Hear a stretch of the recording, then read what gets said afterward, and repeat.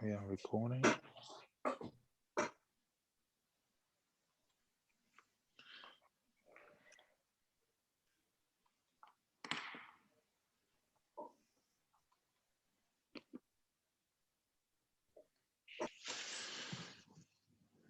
Okay. Yes. Good morning, everyone, and welcome to our 7th event of the so-called Impact Investor Circle series, which was launched in November last year under the theme Improving Access to Capital for SMEs in Africa, in general, with a specific focus on Zambia.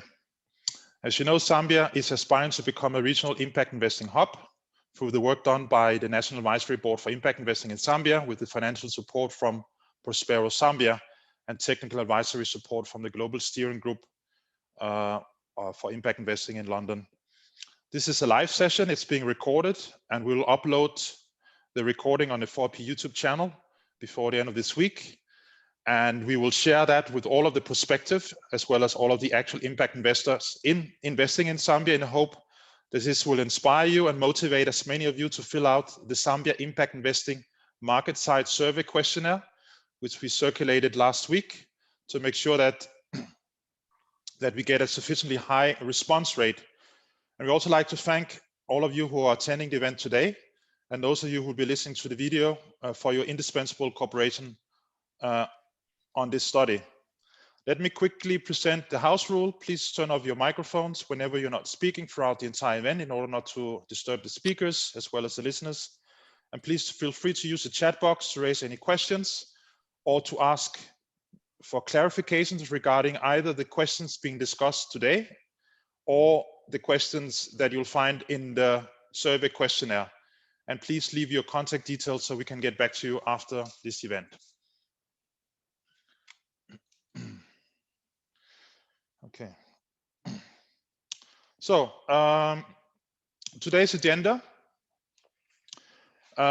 This is again an event that is part of the Global Steering Group Zambia National Advisory Board for Impact Investing's market sizing study that we 4P Group, who we are a think and do tank advisory boutique focusing on impact investing and infrastructure financing based in Geneva, Switzerland.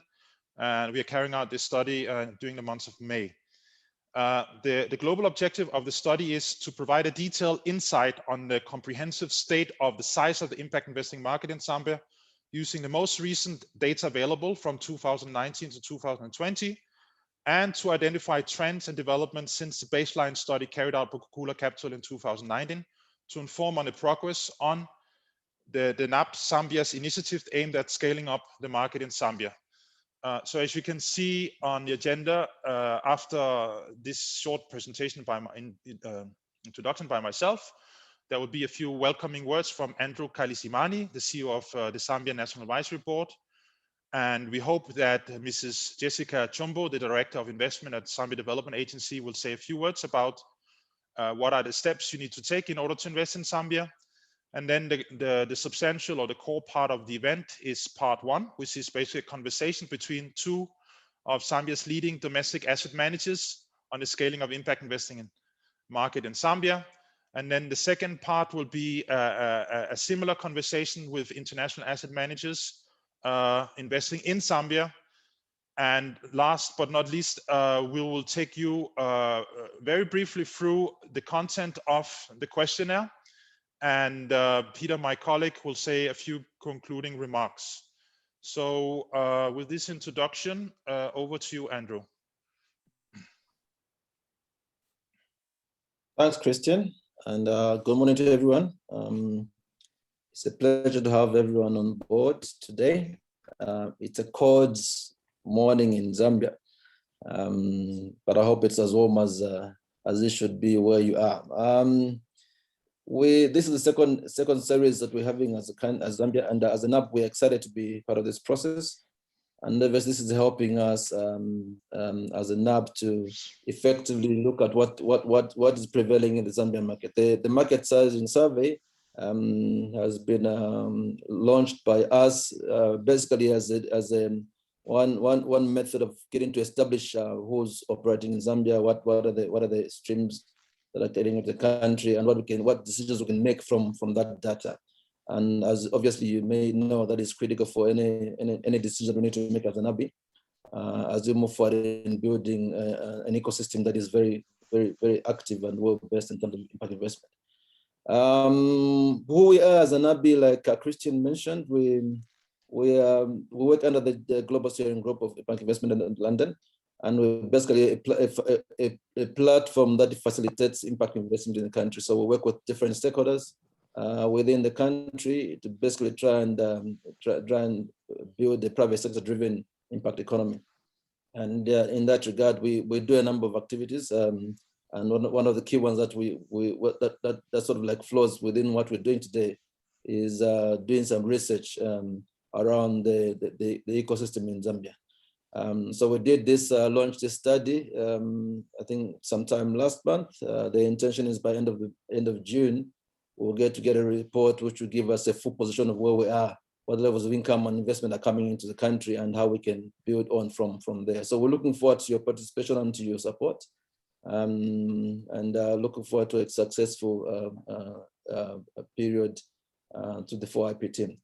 Before I hand back to Christian, I'd like to ask Haggai to just give a brief of a background for the survey, just to put everything into context and to make everyone aware in terms of what we're doing as an ABI. Haggai? Oh, can you hear me? Yeah. Yes. Okay.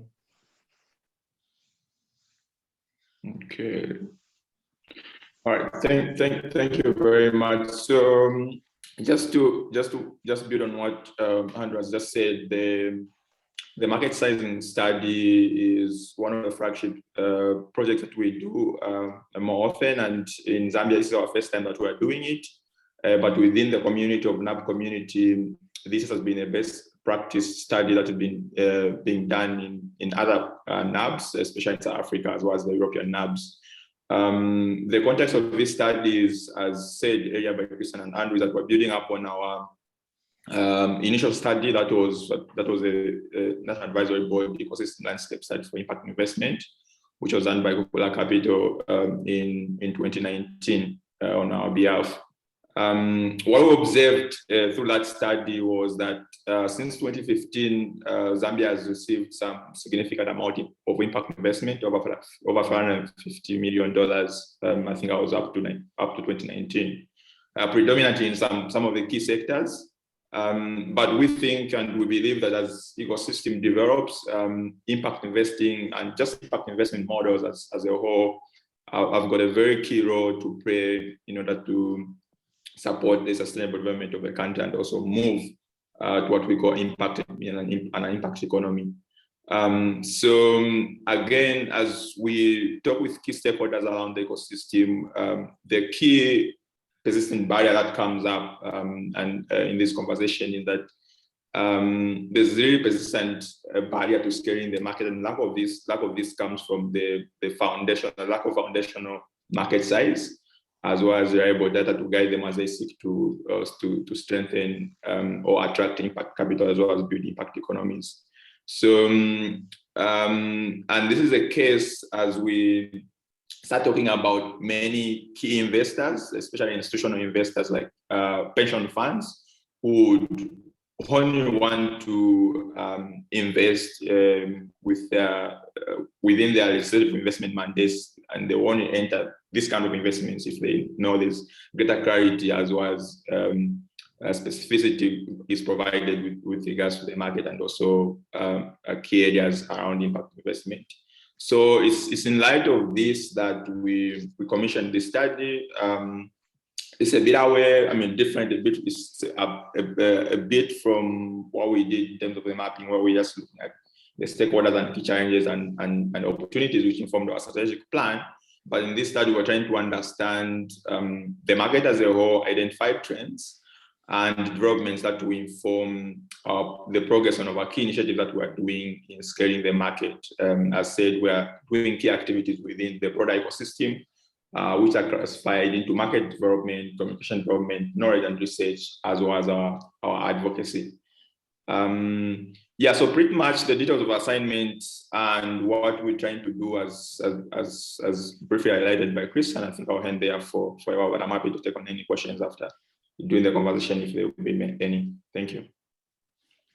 Okay, thank you very much, Hagai. Do we have Mrs. Chumba from Zambia Development Agency with us? Peter, is she there? No, she isn't. She's not there. Okay. Okay, let me just say a few words about this. So the Zambia Development Agency is Zambia's premier economic development agency with a multifaceted mandate of promoting and facilitating trade, investment, and enterprise development in Zambia.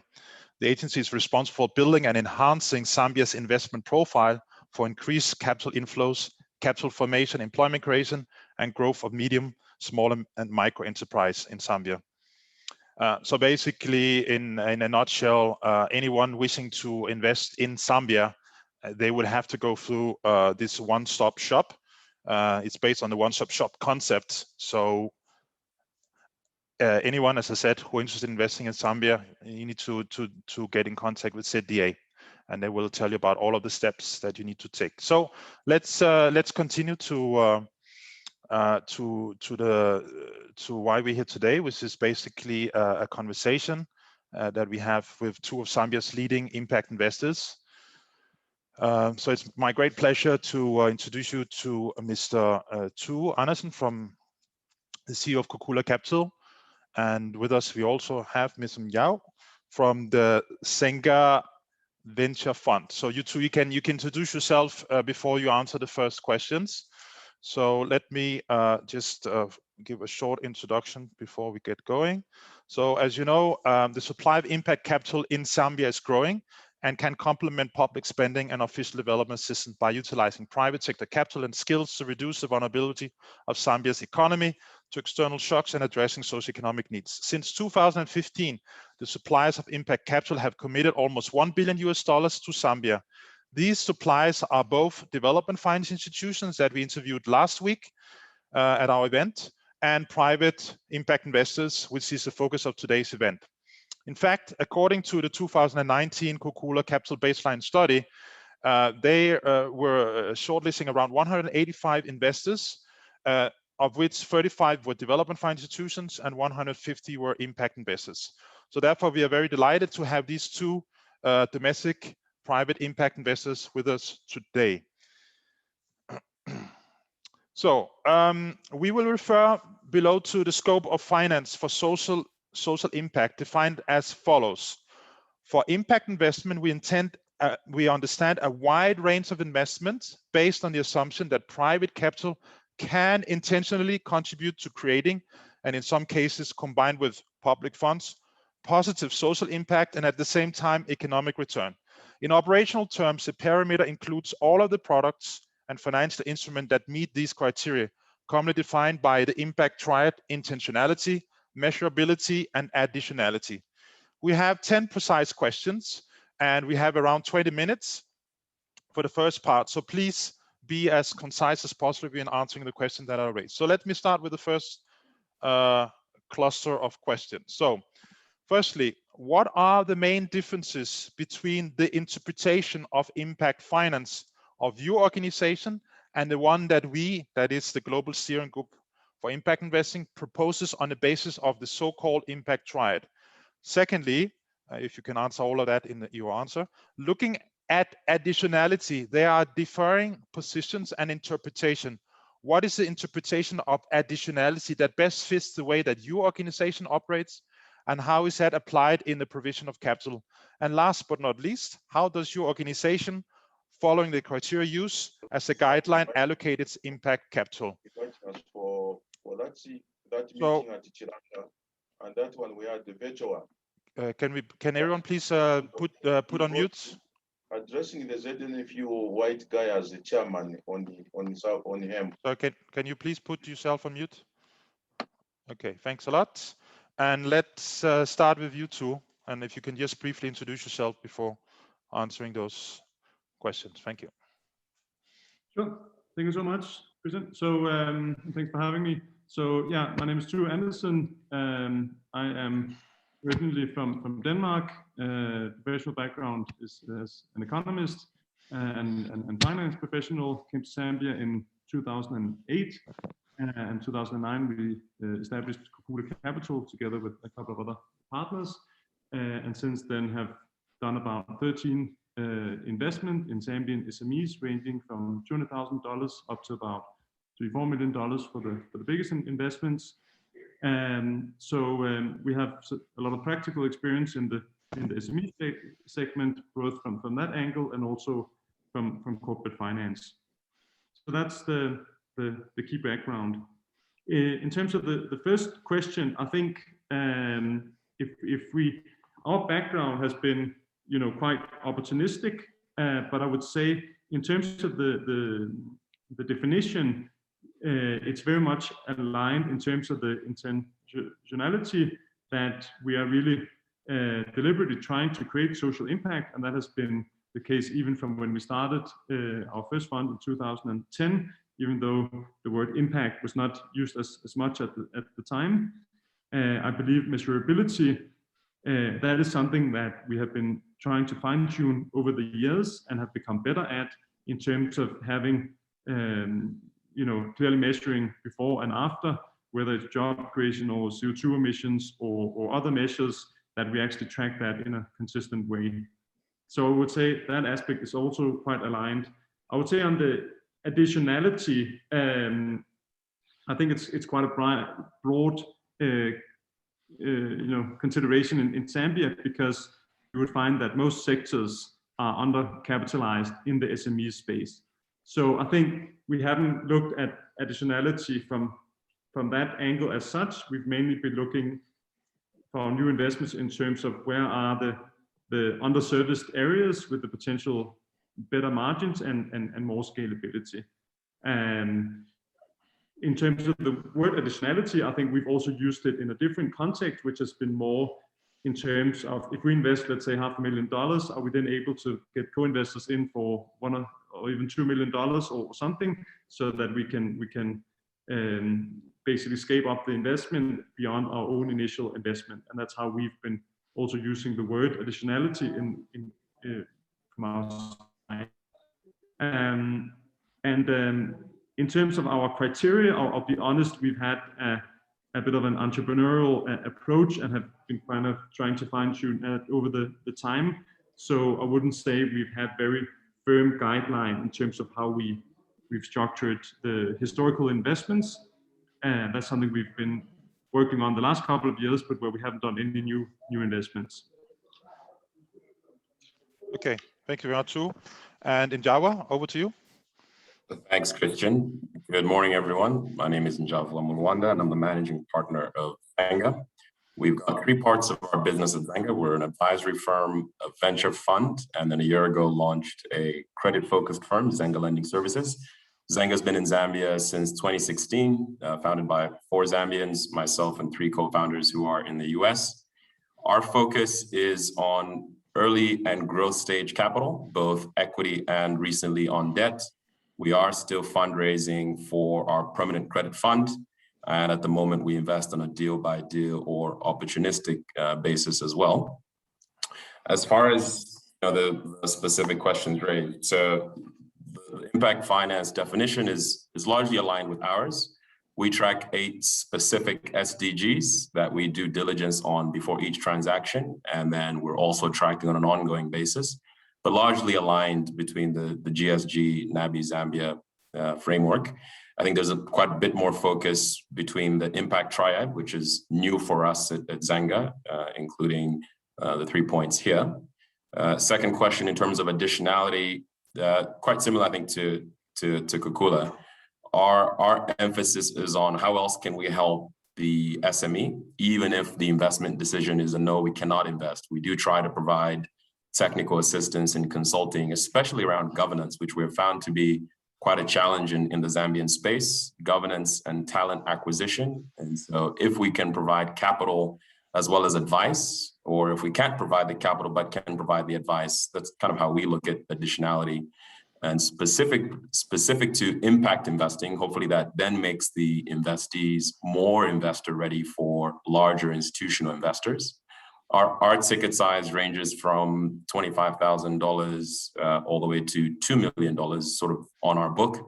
But recently we focused more on growth stage investments for a lot of reasons, which we can touch on separately. And so our ticket sizes have gone up. We're looking at a transaction that's over $50 million, where we have to co-invest and bring in other investors, both debt and equity, including DFIs. How we use the criteria as a guideline, I think as I mentioned, we do try to focus on 8 SDGs and how we allocate our capital, both on the credit side, on the equity side. A challenge for us is on whether the SME actually measures impact and whether they understand it. And thankfully, a lot of the work that Prospero is doing and a lot of the work that the NABI is doing is going to more and better inform potential investees, which will hopefully make our work a little bit easier. I think I'll leave it at that for now, Christian. Okay, thanks a lot, Njava.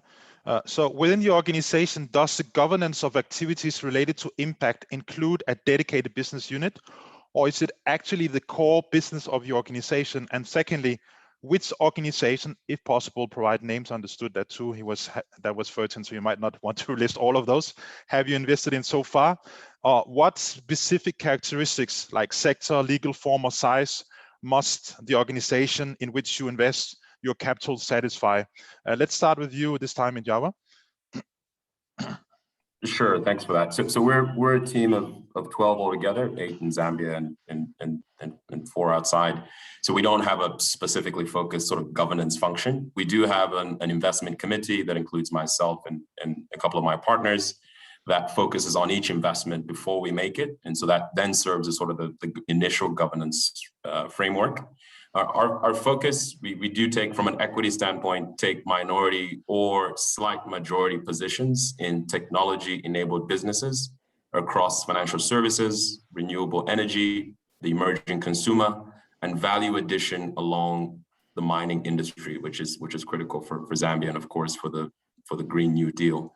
Our emphasis is backing Zambian entrepreneurs with institutions that have a viable business and have opportunity to export their product or service across the region, that are looking for debt or equity investment for growth. I think I mentioned our ticket size ranges anywhere from $25,000 up to $2 million. So that's a little bit about our investment criteria and our governance focus. We do institute a board before we invest, if it's an equity investment. That helps in terms of the governance framework post-investment, and one of us will join the board from a partner perspective, or we'll elect an investor representative. As far as the investments we've made on the equity side, we've made 3 investments, Musanga Logistics, Zipos, and Swish, or NPay. I can't divulge the 4th one, but I described it earlier in terms of a larger ticket size. It is in the mining value addition space. And then on the debt side, we've made 5 investments. So all in invested just under $500,000 directly, or $1.25 million indirectly, where there's been a co-investment or follow-on investment from an investor that we brought onto the table. Okay, thanks a lot. And Tuva, over to you.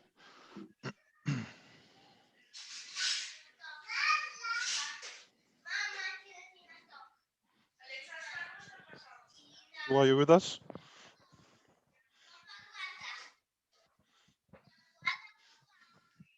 Response to question 2B, we have a small team, so it's very much kind of integrated, everyone doing a bit of everything. I would say on question 2D in terms of the transaction, so it's been, as I mentioned earlier, very opportunistic.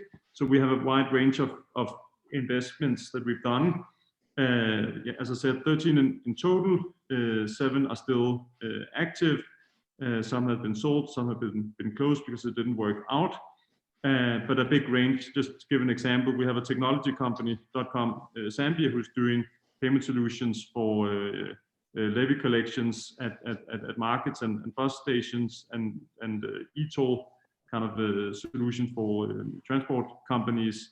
We have sanitation business called Live Clean under another SPV, which is doing toilets in the compounds, basically fee-paying toilets. So which is like superhighimpact.com. is impact in other ways in terms of the technological kind of services and the difference it makes to the clients. So it's a broad range of investments, and I would say it also confirms that we historically have had quite a broad definition in terms of impact investments. All has been private companies. We have done one, which was a social enterprise structured as a limited by guarantee entity, where the profits were supposed to go to an orphanage. We found that didn't work out well enough.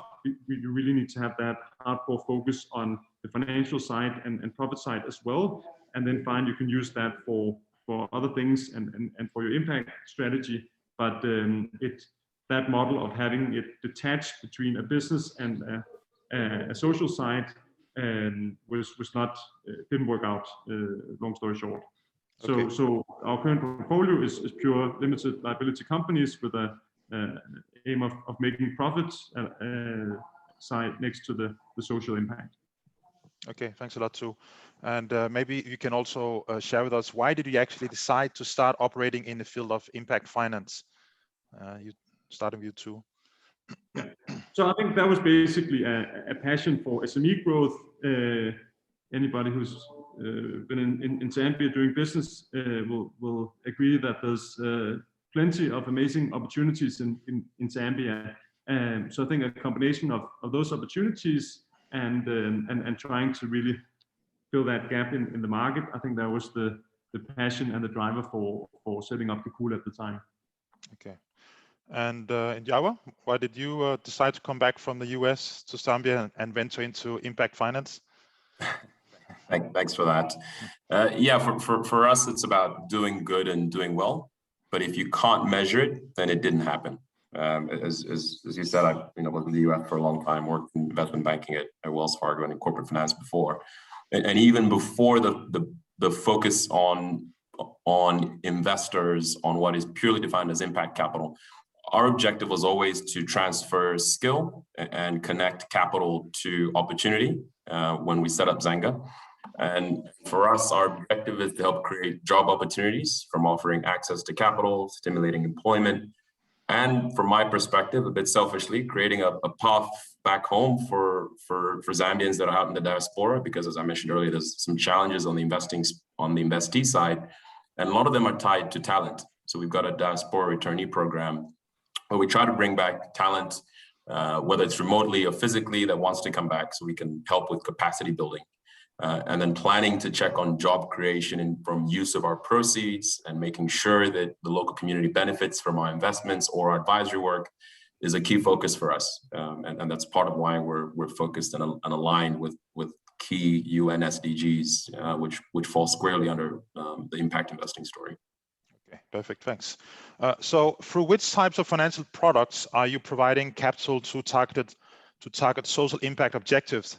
And what complementary activities to investment does your organization offer, if any? We're talking about the so-called non-financial support, such as a structural relationship with intermediaries, social incubators or accelerators. Let's start with you, Njawa. Sure. So we primarily invest equity, as I mentioned, and if it's equity, we do try to use preference shares, or if there's been a prior investment, ordinary equity is fine. But we do tie that to how we invest, and how much we invest is tied to whether the investee sort of qualifies or gets through our impact kind of due diligence.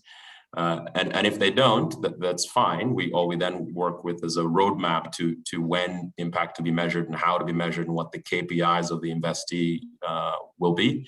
We do find that a commercial focus plus sort of an SDG focus helps. We're not at the stage, because we don't have a permanent fund. We're investing high net worth individuals' money. We're investing our own money on each investment, and so a commercial return is also important for us, which is why we then use instruments like equity or senior secured debt on the lending side. The challenge with senior secured debt is that sometimes the security isn't always adequate. And if you're familiar with the security space in Zambia, a lot of times it's around landed property or movable assets, which isn't always great to track with specific social impact targets. Okay, and two, perhaps you can just focus your answer on the complementary activities, because I think you already alluded to your financial products. Yeah. So I would say, I mean, we've had a bit of a blended approach where it depends on the transaction, given that we've been doing both growth investment and seed investments. So for the seed investment, it's been very hands-on, actively involved in running the companies with a transition plan. For some of the growth equity investments, it's been support and ongoing kind of hand-holding, and then more strategic initiative, let's say corporate finance support in terms of further fundraising, things like that. So I think it's been a broad range, but where even for some of our growth equity investments, when things have gone pear-shaped, we have sometimes stepped in and actually have been running some of our portfolio companies for quite a while. Okay. With respect to the so-called risk-return trade-off that can be hypothesized for an ordinary financial transaction, in your opinion, how much does a typical social impact investing operation deviate from a mainstream transaction? Two? Yeah, I would say not much. Yeah, I think there's maybe even there's maybe slightly more risk in some of these areas and uncertainty. So I think it's probably slightly worse, and the risk-adjusted return on impact investments. Do you agree with that, Njaba? I would 100% agree. There's an added cost as well in terms of the level of reporting and measurement and doing it right, not just before the investment, but after. So when you adjust that for the risk-return trade-off, it's quite a significant investment. And from our side, we haven't exited 100% a pure impact investment. We had a partial exit with one of our investees that has an impact story to it, but we did not go into that investment focused more on the social impacting side, but the cost in terms of time and effort put in terms of the complementary activities versus the return we got. The headline number might have been a good one, but the actual costs for us were quite a bit more expensive.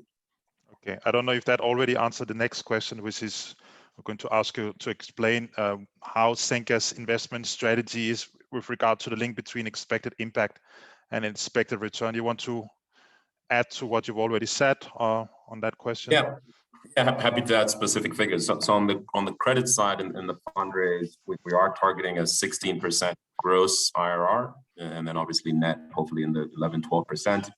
On the equity side, our target has been 25% IRRs, but that's on a kind of 3 to 5 year investment horizon.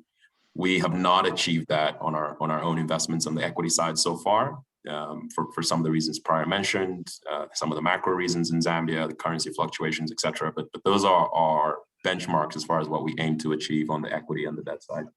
Yeah, and the Kukula investment strategy too, in that regard. Yeah, I would say similar. I mean, I think from experience, you see that in Kwacha terms, you actually need to go further 35-40% with average depreciation of the Kwacha above 30% every year, and impact investment mainly coming from abroad. Even to do a 5-10% dollar return, you need those very high double-digit Kwacha returns, which are very difficult to find. And that has been one of the huge challenges, I would say, in this space in Zambia the last 4 or 5 years, is the strong depreciation of the Kwacha, which are eroding the dollar-denominated returns. Yeah, but otherwise, I think aligned with Java. Okay, here's a few questions that are linked together. So firstly, how do you scout for potential investment targets? Secondly, what is the screening process like, and what are the selection criteria that you employ? Thirdly, how do you or your counterparty set the social and financial objectives to be achieved through the capital employed? And after the capital deployment, how is the monitoring and measurement carried out? And lastly, could you describe what methodology your organization uses for impact measurement? Two, if you'd be so kind to try to attempt to answer those questions as briefly as possible. If you. So all our investments has been through our own network in Zambia, I think maybe one, we've had an introduction on one of the transactions. In terms of the screening, I would say we if it's a sector we like, also from an impact angle, then I mean, immediate thing we look at is obviously scalability and management. If you can't scale an SME significant, then it's going to be impossible to exit an equity investment. So I think scalability management is the key thing we look at. Social and financial objectives. Yeah, it's part of the due diligence, the transaction structure, how we've done that in the past, having some forecast and some targets, and then we have quarterly reporting, obviously, where we track the key measures, but again, which from our perspective have been quite high level in terms of job creation, dependence. It's been training, CO2 emissions, those kind of things that we track quarterly. Yeah, and I think that covers the last point as well. Okay, thanks, Sue. And Injava, very briefly, if you may. Sure. So local and international networks for investment targets. We also have a good partnership with Bongo Hive, where we mentored two of our first investees before we invested. Screening process very much focused around some of the growth initiatives and focus that the two mentioned. So can the business scale? What's the opportunity for growth? What's the opportunity for regional expansion? What's the size of the business? What's the prior track record? As far as how we set financial and social objectives, so as I mentioned, a big focus for us on governance. And so one of us would join the board and help the management team commercially, help the finance professional in the organization with reporting and setting a reporting template. We do provide a questionnaire upfront that has the questions focused on the 8 SDGs that we're focused on, and then quarterly reporting based on that questionnaire. And that helps us in terms of after capital deployment, how we monitor and measure that. It's quite manual in terms of methodology, so we don't have a systematic framework or approach that we use, but using Excel or PowerPoint or Word for reporting and measurement tracking is our primary methodology at the moment. We would like to get that more systematic, but not quite at that point yet. Okay, thanks. Do you consider so-called social risk or impact risk in your operations? And if yes, which one of these definitions best describe your notion of social risk? The probability of generating negative impact, or the probability of not achieving a social impact objective declared ex ante, or the probability that the objective of achieving economic return will overcome the initial mission of generating social impact, that is the issue of mission drift. And lastly, how does social risk enter into the assessment of the capital employment? We can start with you, Injava, please. Sure. So absolutely, we do measure impact risk or social risk, and the answer, to be honest, is all the above. If we're going to do harm with our investment, we won't do it. If we risk not achieving the true impact, and the entrepreneur or the SME risks the opportunity of not achieving the true impact, then we won't make the investment. And of course, there shouldn't be mission drift or scope creep. It's quite critical that you, as I've said earlier, you do well and you do good. And to have a sustainable impact investment platform, there has to be a commercial return first. So all the above. Social risk, it's a critical part of our risk assessment. In addition to making sure there's preservation of capital for our investors, it's quite important that the social risk element is at least subjectively quantified in terms of how it's going to affect the performance of the investment. Okay, great, thanks. Two, in your initial answers, you talked about the foreign currency risk, but regarding social risk, how do you address that in Kokula Capital? I think by being pretty hands-on and involved, then you'll pick up some of these issues, obviously part of the due diligence, but also subsequently, and ensure that they can be addressed along the way, whether they are labor related, environmentally related, or whatever. So I think it's a combination of an initial screening and obviously having an exclusion list, the due diligence, and then being hands-on involved and know what's going on in the company, so you can address the challenges as they come through. Okay, thanks too. What is the expected average lifespan of your impact investing, and what are your expectations in terms of exit strategies? What do you think could be typical exits in the impact investing industry in Zambia? Starting with you two. So we've, from our experience, we've seen, except one transaction that was a company, AgriSpace, that was sold after 3-4 years. Otherwise, we see that it's a lot longer lifespan than we had thought. So I would say probably even 10 years average is a realistic exit horizon, given that there will be some bumps along the way. And we've initially we thought there could be room for IPOs in the local market. Clearly, there's been no interest from some of the local pension funds to underwrite SME transactions, and hence that has not been a viable exit route. So the exits we have done has only been trade sales. And yeah. Okay, thanks too. And in Java?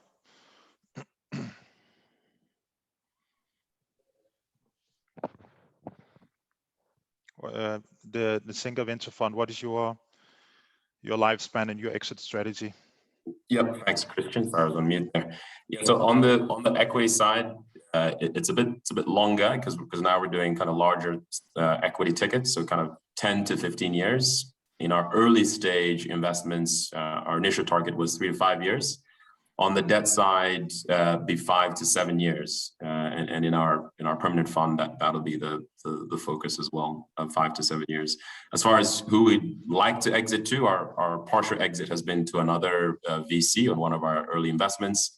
Ideally, it's more strategic sales, as Tue mentioned. The listing option, as far as listing on the Lusaka Stock Exchange, it isn't quite practical for a lot of even larger corporates at the moment.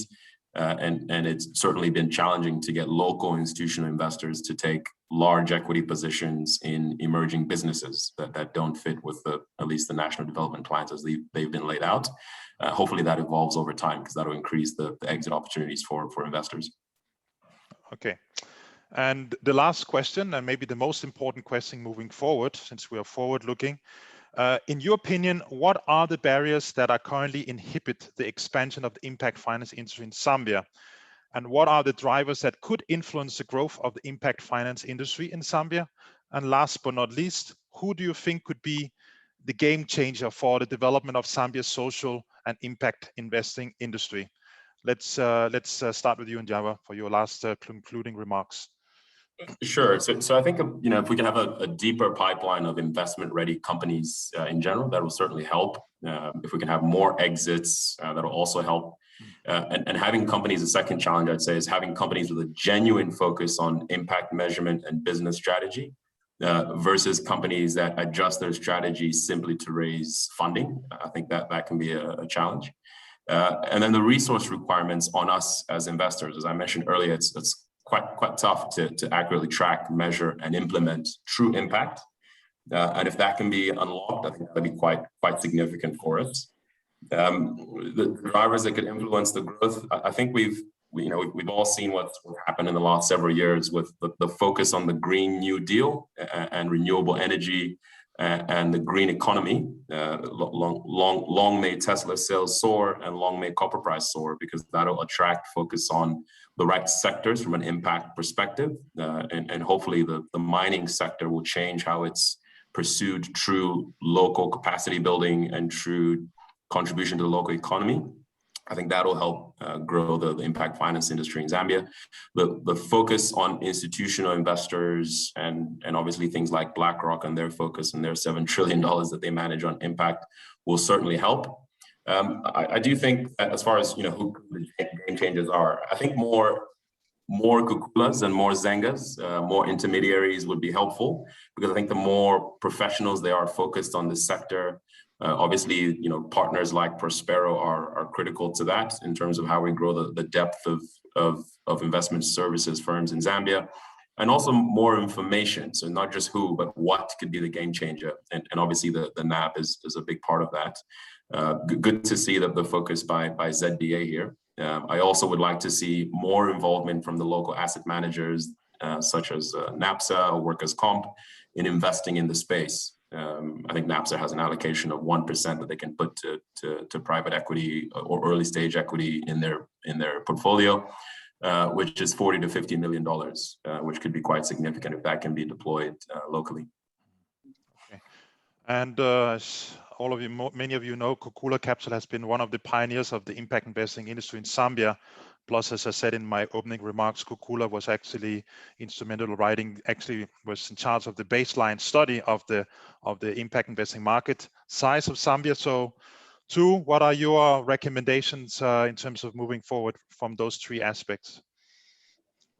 Great. So I would say very much aligned with Java. So I don't have a lot more to add. Maybe just a few angles. I think what we've seen is, one of our roles, and I think in the venture capital space, is to make SMEs investment ready. So get in as an early stage, and then help build the SMEs. So I think that shouldn't be a prerequisite that there are more investment ready SMEs. Perhaps that could be part of the impact investment kind of the ecosystem. I think what we've found as the major challenge has been on the, as I said, on the depreciation, and that there's been no allocated Zambian institutional funding for impact investment. So just to reiterate Java's point on NAPSA, for example, that they can actually invest in these sectors. We have tried to get them in both at the VC space, even at the underwriting space, both them and other institutional investors, and there hasn't been a lot of appetite for that. And what we see in other markets has been that having a framework and investment guideline from some of the government-linked pension funds has been able to drive the private equity and venture industry. And I think the impact financing space in Zambia is very closely connected to pushing the venture capital and private equity space as well. And so I think to me, that would be a game changer if there start being these allocations, given that these are Kwacha-denominated entities who is willing to take the Kwacha risk. And currently, we are finding, at least the last year, that most investors are holding back on Zambia, not because of elections or because of COVID or whatever. It's because of the Zambian depreciation, which completely erode your equity return when converted into hard currency. So that would be my key point. Okay, fantastic. Tu and Java, we really appreciate. We went a little bit over time, but I think your input into this study has been absolutely fantastic. We really appreciate your time and sharing all of your insights on your operations in Zambia. In the meantime, I think we had the pleasure of having Mrs. Chumba from the Zambia Development Agency. So as you could see from the program, there will be a very brief opportunity to ask questions to our domestic Zambian impact investing international investors at the very end. But let's give Mrs. Chumba 5 minutes to before we start the second part, which is actually how does looking at the same questions from the international impact asset managers perspective. So Mrs. Chumba, over to you, and we're very happy to have you here. Thank you very much. I hope I'm audible. Yeah, we hear you perfect. Thank you. Thank you very, very much. Just to chip in really, I'm sure the mandate of the ZDA is fully known, that ZDA is the Apex National Investment Promotion Agency, and the ZDA facilitates, attracts, and promotes investments in the country, both FDI and LDI, as well as fosters the development of SMEs, that is enterprises, and also promotes exports of, the non-traditional exports. Now, on the issue of investing in Zambia, I'm sure everyone knows the government has priority sectors. Okay, priority sectors, these include the agriculture and agro-processing, energy, tourism, infrastructure development, and manufacturing. And the emphasis really and the focus is on value addition. In as much as we are promoting agriculture and mining, the focus of government is to see more value addition and value chains in the processes. And the ZDA is being governed by ZDA Act number 11, 2006. And under that act, of course, there are a number of provisions. But for this, the sake of this meeting, I think it's just to go through the processes and procedures and the requirements for investing in Zambia. Of course, there is a requirement for one who is coming to invest in Zambia or who is investing in Zambia, be it a local entrepreneur. It will be required to formalize with the PACRA to register that company as a limited company, and also to provide a business plan. Of course, the business plan will be needed, as well as show evidence of finance, project finance for the required investment. There are some thresholds in the ZDA Act in terms of investing in the sectors that I mentioned as priority. Okay, so these thresholds, of course, for foreign investors, it will be $500,000 US. For locals, it was lowered to $100,000 US as a minimum. These minimums are for accessing investment incentives provided for in the ZDA Act. Now, in terms of the priorities or priority sector that attract incentives, we have in the manufacturing sector. In the manufacturing sector, the focus is to allocate or to focus locations in the multi-facility economic zones or industrial park, or located in the rural area. And for such manufacturing activities located in these localities, they do qualify for some fiscal incentives. And such fiscal incentives include accelerated depreciation on capital equipment and machinery, as well as 0% import duty on capital equipment and machinery for 5 years. Now, the other priorities that government is focusing on under the ZDA Act, the construction and establishment of infrastructure, including renovation, expansion, and refurbishment. Now, in this one, we've got a breakdown. Okay, we have a breakdown, and this construction and establishment of infrastructure development. For example, in education, the focus is the construction of education and skills training institutions. These are focused for government and a top priority in terms of investing in education. And in the health, what the focus is the construction of health centers as defined under the Health Professions Act number 2009. Tourism is quite wide. Tourism, there's a number of focus areas: the construction and establishment of hotels, convention centers, exhibition centers, museums, theme parks, art galleries, theaters, as well as a real estate, real estate establishment, and housing. For housing, there's a threshold of at least a minimum of 50 or more houses that are erected or maintained under one management or control on a land development that is fully serviced. Then we have in agriculture, of course, agriculture under infrastructure development is construction of crop and grain storage facilities.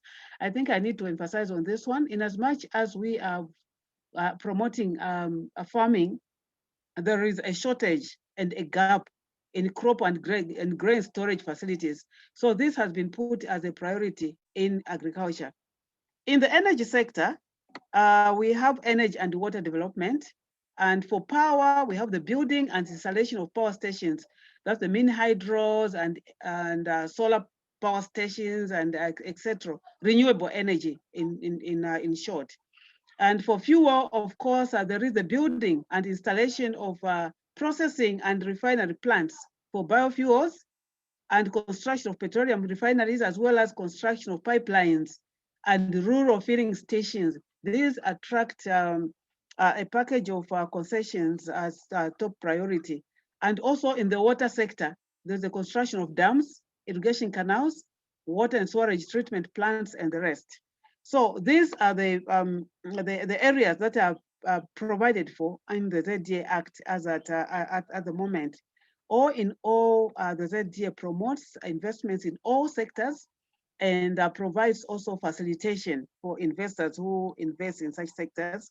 The processing, the procedure will be for an investor to apply for investment license using a ZDA official form, and the license is issued in less than 10 days.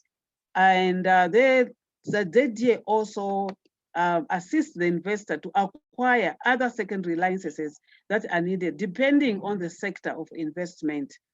I think I'll end here for now, unless there is any clarification that is sought. Otherwise, the ZDA mandate is quite huge and it's quite wide and broad in terms of export facilitation and export promotion, as well as a promotion of enterprises, especially the SMEs. I thank you and I submit.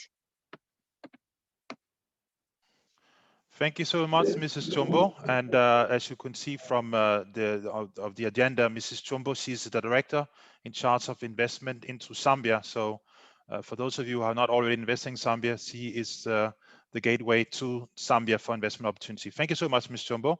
Let's move on quickly to the second part, which is a conversation with a couple of international asset managers. So we hope that we have both of you with us, since we are a little bit behind the schedule. So again, if you could please introduce yourself before answering the first questions, and we'll go through the same questions as we did with Kukula Capital and Zambia Ventures. So without any further ado, let me start raising the first question. So what are the main differences between the interpretation of impact finance of your organizations and the one that I pronounced early on? And also, in terms of looking at additionality, are there different positions and interpretation? And if so, what is the interpretation of additionality that best fits the way that your organization operates? And how is that applied in your deployment of capital? And lastly, how does your organization, following these criteria, use these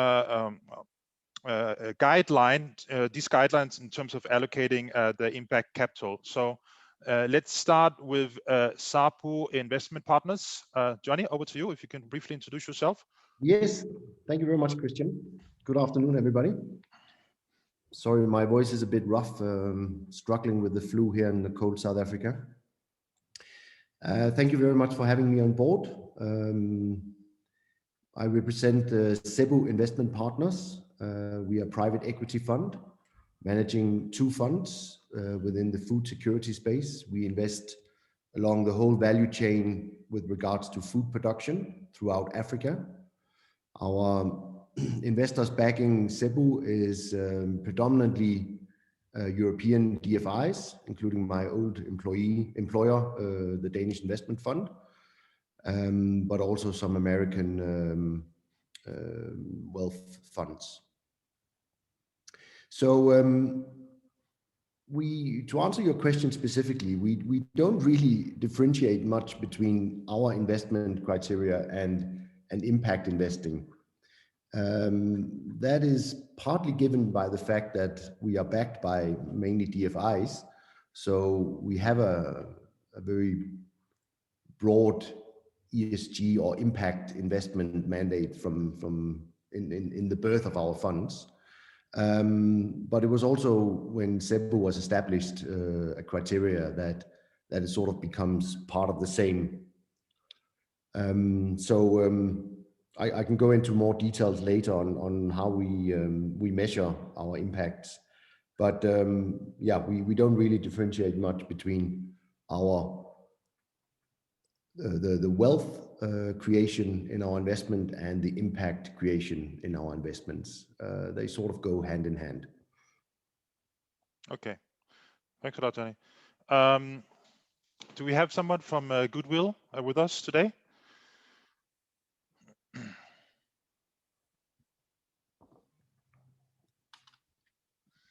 Okay, I can hear from my colleague that goodwill might not.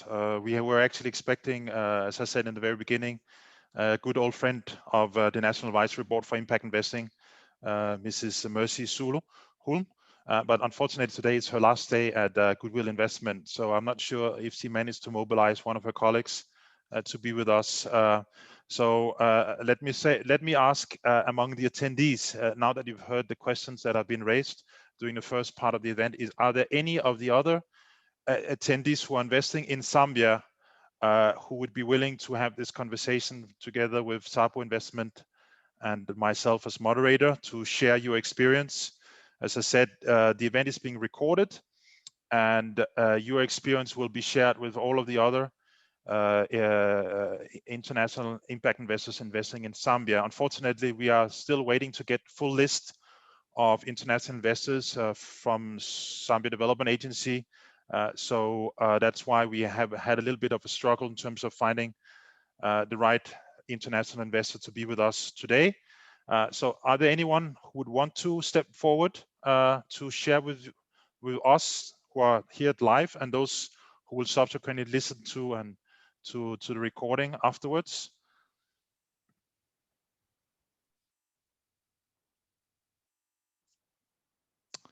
Well, Johnny, in that case, it will just be a dialogue between the two of us. I hope you're fine with that. So,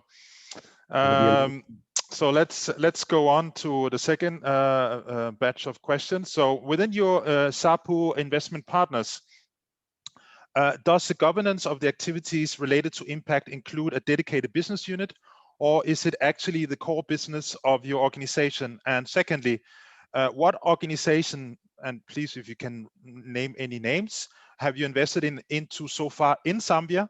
And what specific characteristics in terms of sector, legal form, and size must the organization in which you invest your capital satisfy? Back to you, Johnny. Yes, thank you. Yes, so Cebu, we consist of about 16 members of the team, and about half of it is dedicated to value creation. And in our value creation, that's the team I'm heading up. And in our value creation, we actually have a dedicated ESG team where impact falls under.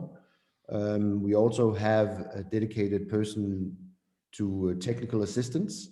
So where we can identify specific impact areas within a company, we can create a project around that and then deploy that person. We've been so lucky that we were in our Fund 1, we're able to raise funds from the European Commission, and our Fund 2 from CDC, the British DFI, and from AFDB, African Development Bank, to fund our technical assistance facility. So that allows us to focus on some elements that a normal private equity fund who has to focus on wealth creation as well would not necessarily dedicate time to. Yeah. So about half of our team is actually focusing on growing the companies we invest in, and creating ESG procedures and impact. Okay, thanks a lot. You mentioned in the beginning, Johnny, that you came from the Danish development fund institution IFU.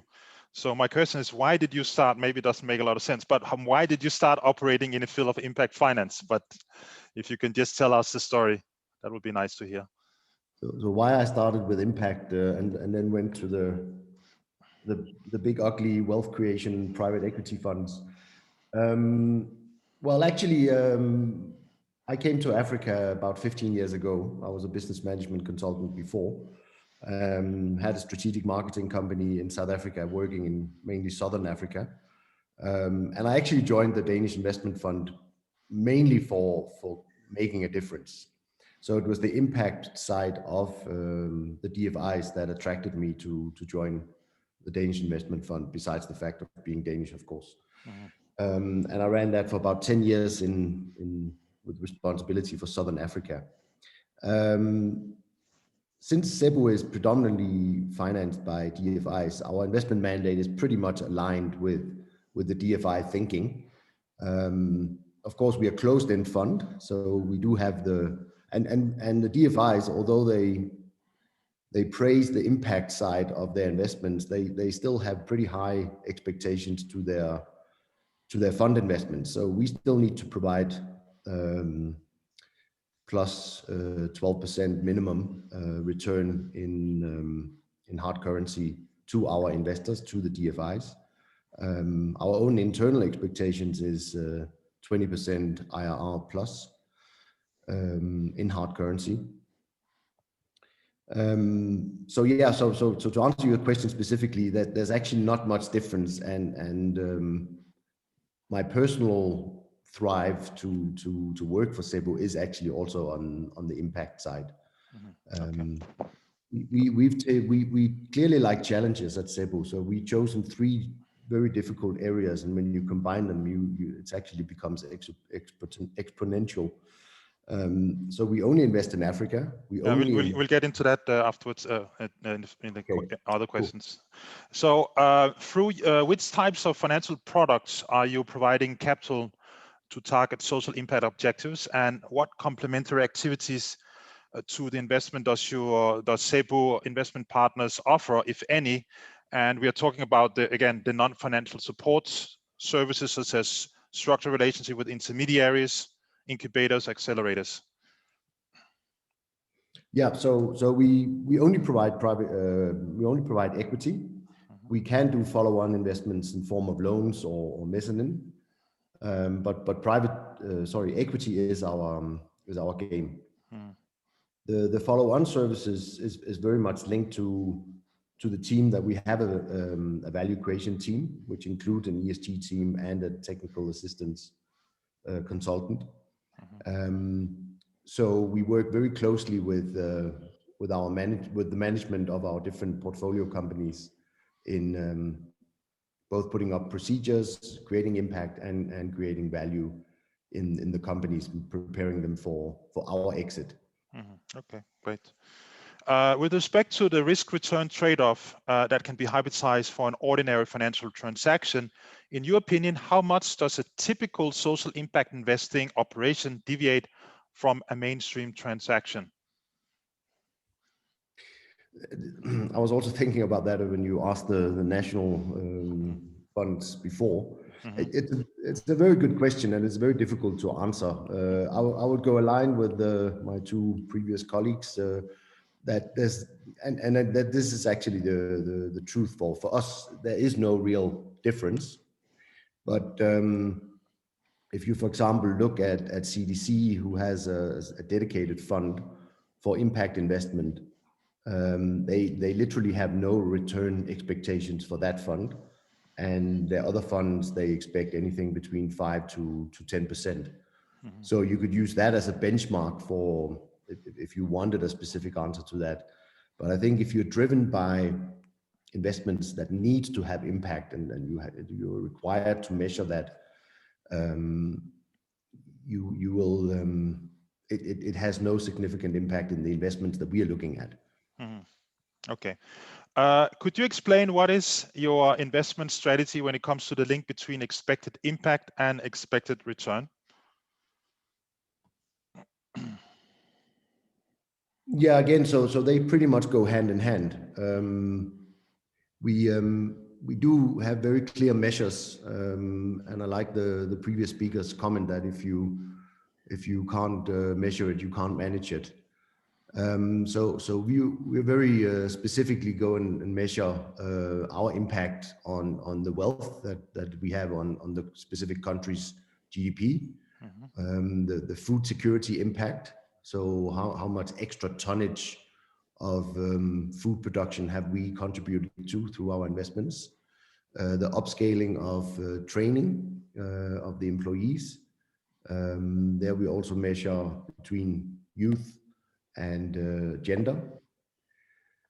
Are there any process certifications such as ISO certification that we have implemented and therefore helped improve the governance of the company?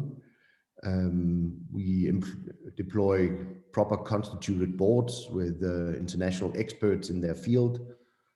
And of course, the job creation, both direct and indirect. So we very much measure all these different factors, not only in our reporting, but also when we structure the company for sale, because it does have a significant impact on what price you can obtain if you have put these structures in place. Yeah, I think we're going to get to that in some of the next questions. So, so in terms of the pipeline, so how do you scout for potential investment targets? Let's say specifically in Zambia, since you are not based in Zambia compared to the two previous speakers, and what is the screening process like, and what are the selection criteria that you employ? And how do you or your counterpart set the social and financial objective to be achieved? You alluded a little bit to that already through the capital employed. And after the capital deployment, how do you actually monitor and measure and do the monitoring and the measurement? And last but not least, could you describe what methodology Cebu Investment Partners uses for the impact measurement? Thank you, Johnny. Yeah, so we have a pretty good network, and I've actually been active, although not on an ongoing basis, not on a permanent basis, but been active in Zambia for 20 years. So we have a pretty good network throughout the continent, both through our partners and through our employees. And then we also select certain sectors or certain areas we believe in, that we really want to invest in and keep ourselves up to date in that area. Now we're backing promoters who have established companies already, so-called brownfield projects. So we of course have to follow those, but we specifically choose areas that we would like to invest in, and have built up expertise within the company, not only through our employees, but also advisors we have linked to the fund. So that's how we pretty much scout for investments. Now, of course, we have the advantage of not only investing in Zambia. So if the conditions are not attractive enough, then of course we look elsewhere. But Zambia is on our radar, and me personally have worked with about 6 investments in Zambia. Through Cebu, we only have 1 investment, and that's within the beverage industry, a company called Matungeni, who used to be a juice producer in Zim. We moved it over to Zambia when the conditions in Zimbabwe were no longer conducive. Unfortunately, not at the right time. And today we sort of relaunched the company as a bottling plant for local breweries. Okay. Okay, thank you, Johnny. Do you consider so-called social risk or impact risks in your operations? And if the answer is yes, which of these following 3 definitions best describe your notion of social risk? So the probability of generating negative impact, the probability of not achieving the social impact objective declared ex ante, and the probability that the objective of achieving economic return will overcome the initial mission of generating social impact. Again, as we said before, the issue of mission drift. And last but not least, how does this social risk enter into the assessment of the capital employment or deployment? Yeah, so as also alluded to earlier, it is pretty essential for Cebu to have impact as part of our investment strategy. So of course we are going for the ones we believe can generate the most value creation in our portfolio, but impact is an important part. And for example, in our investment committee, we have one of the leading members within the impact in investment environment.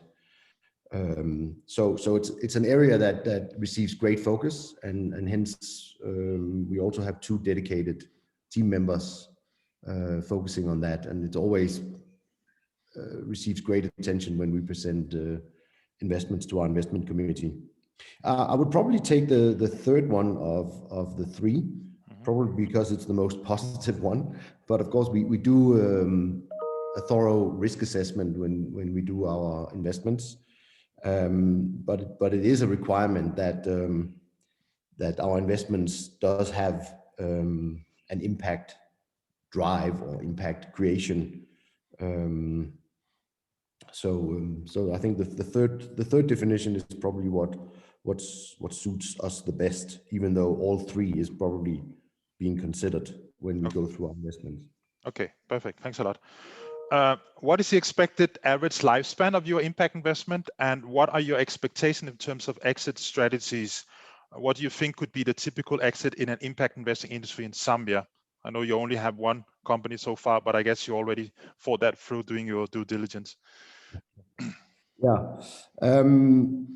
So we are a closed-end fund, 10 plus 1 plus 1. It is a bit limited. No, actually, I should delete a bit. It's a lot limited, especially because our focus is Africa, agriculture or food production, and SMEs. So we are faced with three challenges that a lot of international investors may not actually dare to take on, and we're taking all three on at the same time. So either an open-ended fund or at least with a longer horizon would be beneficial, because we could end up in exits where we are forced to sell at a discount, potentially to other private equity funds who can then gain the advantages of our initial build-up. But I would probably agree with two that what we've seen in our investments from Fund 1, where we are slowly exiting now, is that it's mainly trade sales. That is also where we are positioning our companies. To assume we can list our companies is probably a bit too optimistic, especially because we start out by investing in SMEs. So yeah, to where we can take them within our time frame of between 4 to 7 years. Normally we say about 5 years. Then we're looking forward to exit again. That's the objective. Okay, great. And last but not least, the last question. And as I said in the previous part, we're very fortunate to have Kukula Capital on board, because they are the pioneers really of impact investing in Zambia. But what I could hear from you, Johnny, is that you actually have even longer time spent in Zambia than Tui had. So that I think this question is you're just the right person to ask the last question. So in your opinion, what are the barriers that currently inhibit the expansion of the impact finance industry in Zambia? And what are the drivers that could influence the growth of the impact finance industry in Zambia? And last but not least, who do you think could be the game changer for the development of the Zambia social impact finance industry? Yeah, I definitely don't have as much experience as the two previous speakers. I mean, I may have had two decades of experience in Zambia, but it's on and off quite a lot. Yeah. But I do love coming to Zambia whenever I'm allowed to travel again. Yeah, I mean, as I also alluded to, we don't necessarily need to invest in Zambia if the conditions are not right. And unfortunately, the political risk and the currency risk is at the moment quite high, and it's something that we are monitoring with regards to potential investments in Zambia. So those I would definitely say are the two main barriers. Being a food production fund, we also have to consider Zambia being landlocked, and the market opportunities that Zambia has. Some are beneficial to Zambia, which could attract investments, for example, exporting to surrounding countries, but also local demand for some products could be a barrier to investments. But I mean, these are macro factors that are very difficult to change due to the circumstances. And the drivers that could influence the growth?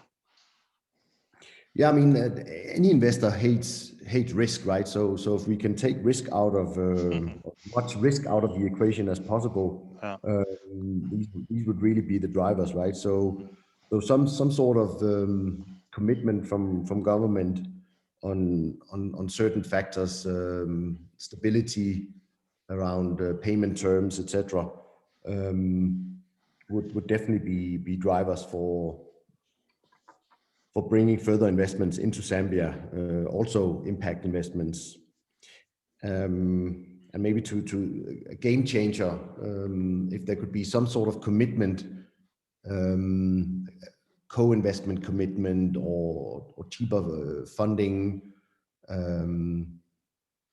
either by the government or by funds backing the government, that would definitely attract more impact investments into Zambia.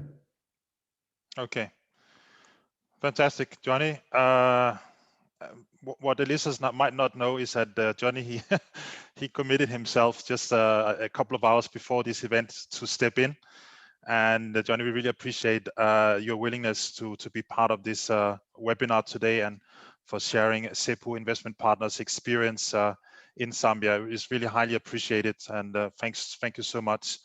As you can see on the timetable, we are already way behind the schedule, so we can take maximum 2 really burning questions to all of the investors or all of our speakers today. So if there's anyone who has a burning question, feel free to ask those questions and keep the question very short, and do introduce yourself and your affiliation before answering the question.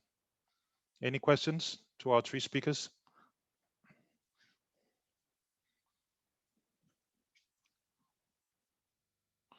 Well, I think they have been providing some very clear answers to the many questions that we have raised today. So I think if there's no other questions, let me then move on to conclude. Just before we conclude,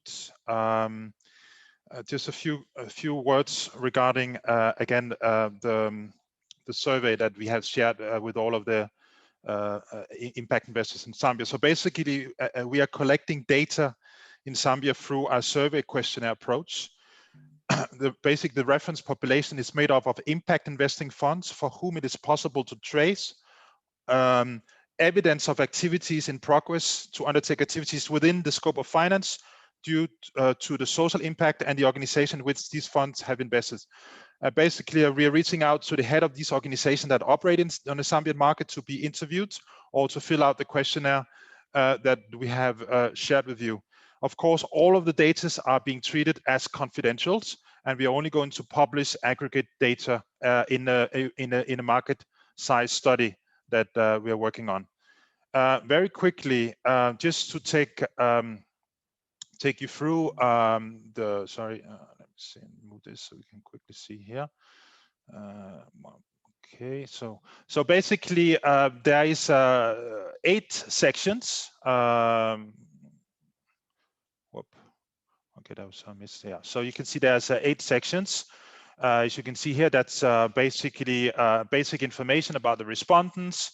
What are the perception of Zambia as an impact investing location or destination, experience in terms of investing in Zambia.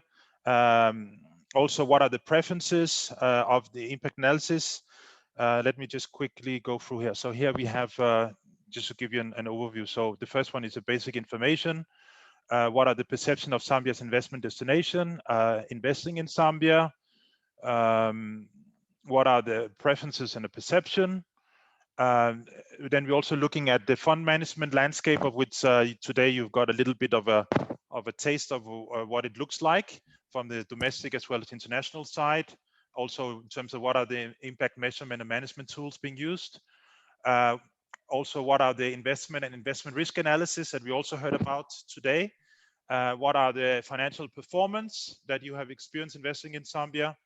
And something about identification of the challenges and opportunities to grow the Zambian impact investing industry, as basically that was the last question that was raised today. And then of course whether they would those who are filling out the survey questionnaire, whether you would want to keep in touch with the National Advisory Board for Impact Investing in Zambia to receive information about the many important activities that this NAB is doing in terms of making Zambia more impact investing enabling and conducive environment. And last but not least, Javed, would you please just maybe share with us for a couple of minutes, since you are actually the first impact investors who fill out the whole questionnaire. What do you experience? How long did it take to fill out the questionnaire? Yeah, if you could just maybe share with us a few words from your experience of filling out the questionnaire, if you're still with us. Yep, I'm happy to. So maybe I'm just a slow typer, but it did take me probably about 3 hours all in. And maybe that's, again, just because it was in Excel and probably a bit more manual versus something online.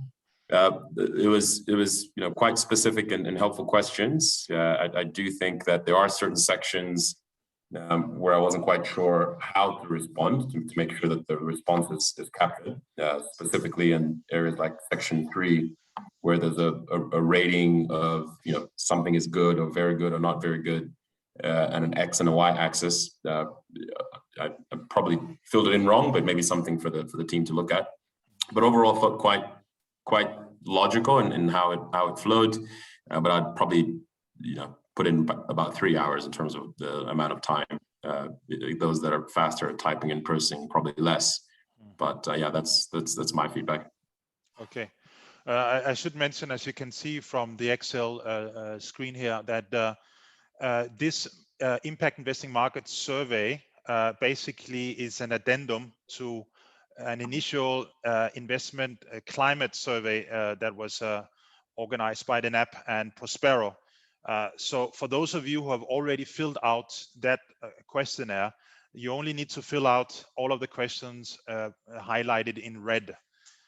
So of course, if you have to start from scratch, as we can hear, it might take a bit longer, but if you've already started and already filled out the initial or base, let's say the founding investment climate survey, then I believe that it should not take 3 hours for you to fill out the questionnaire. And also our team, we stand available, as well as NAP, to answer any questions. If you have any issues with any of the questions, do not hesitate to get back to us. We're happy to have a one-on-one or answer any questions you have by email. So do get back to us, ideally by next week, because we have a very short time horizon in terms of finalizing the study. So with these words, Peter, I will hand it over to you, Peter, to some concluding remarks. All right, okay. Thank you, Christian. Good afternoon to everyone here. So my name is Peter Chintu, and I'm the Business Development Associate at 5P Group. And at this point, as 5P Group, we would like to thank all the impact investors, as well as ZDA, for making time to be a part of today's webinar. And many more thanks to the National Advisory Board for Impact Investing in Zambia for their unwavering support as we undertake this study. So after having interviewed intermediaries as well as impact investors, we shall now focus on the investees, impact enterprises themselves. At this point, allow me to announce our next event, which is going to be a webinar. So the event shall take place on the 24th of June, 2021.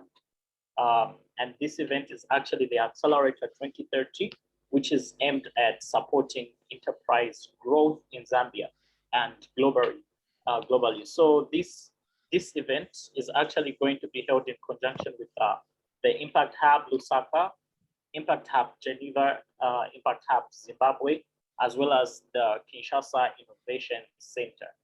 And for the part of this webinar that does not contain sensitive information regarding the impact investors, we shall be able to make the video available on our YouTube channel. Thank you very much, and have a pleasant afternoon. Okay. Thanks a lot. Goodbye.